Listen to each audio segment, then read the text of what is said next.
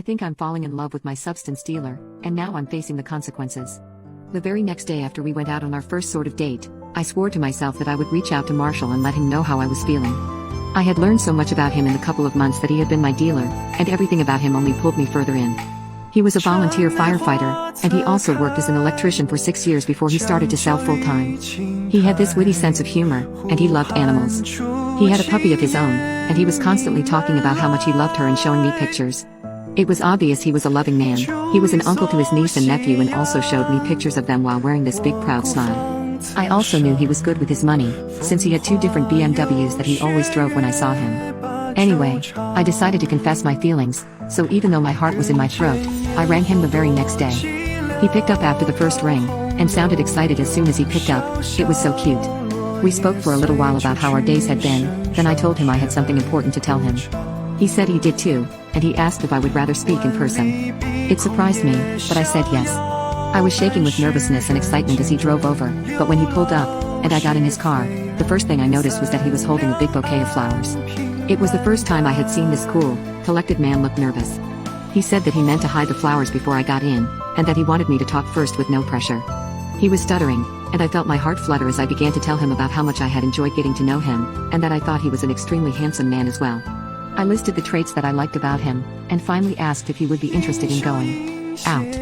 I had been playing with my hands the entire time I spoke. I was nervous about his reaction, but when I looked up, he had his signature beaming smile on and was putting the flowers in my hand. He told me he had felt the same way about me. He even admitted that he thought I looked like some sort of fairy the first time he saw me, and he thought I was the prettiest thing he had ever seen.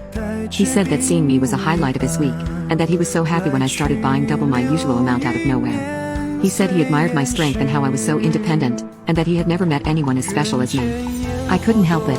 I took his face in my hands as he spoke and gave him a deep kiss. My heart could have exploded, the moment felt so right, and he took me in his big strong arms. We sat there together in his car for hours, holding each other and kissing, just speaking sweet nothing to each other. That was about 8 months ago, and I love reliving the memories since life has only improved since Marshall became my boyfriend.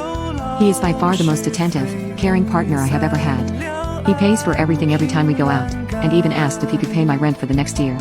He is always fixing things in my apartment, and working on my car to make sure it's running okay. He is always there for me whenever I call him. I never knew that there were people like him in the world. He is incredibly reliable. He always tells me how lucky he is to have found me, and how much I mean to him. He takes care of me in every way he can, and he has been such a blessing in my life. He introduced me to his family a few months into dating, and they are lovely people who accepted me with open arms. Not only did I gain an affectionate, devoted boyfriend, but I feel like I gained a wonderful family too. Recently my boyfriend has been saying that he wants to pay for my college tuition, and that he wants to help me achieve my dream of becoming a teacher. He always spoils me, but this felt like too much, and we had a long conversation where he explained to me that it made him feel fulfilled when I allowed him to take care of me. His favorite thing to say is, "Because you deserve it, baby, because you deserve it." I never knew love like this existed, and never in a million years would I have guessed I would find the love of my life because started smoking WD.